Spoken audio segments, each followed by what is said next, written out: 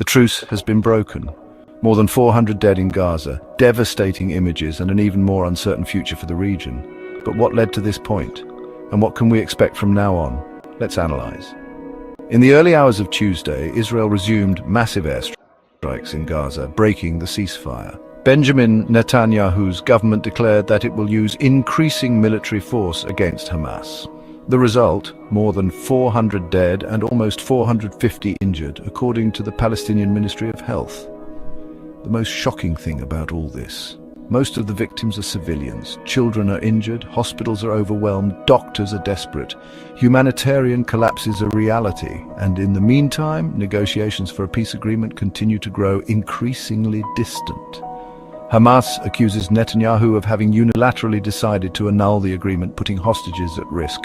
On the other side, the Israeli government claims that the group has refused all offers to release the captives, justifying the resumption of the offensive. And of course, the United States is not out of this equation.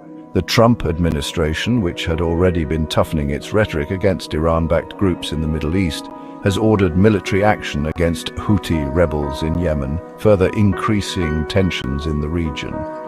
In the midst of this chaos, who pays the price? Always the civilian population. In Gaza, hospitals are collapsing, children are dying, and thousands are trying to survive in subhuman conditions. The promise of peace seems increasingly like an illusion. Protests around the world are denouncing Israel's actions, while global leaders are trying unsuccessfully to mediate a solution. The big question is, how long will the world watch this destruction without a concrete response? The scenario in the Middle East is getting more and more complicated.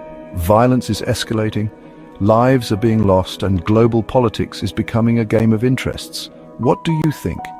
Is there a solution to this conflict? Leave your comment here and keep following the channel for more in-depth analyses. Until next time.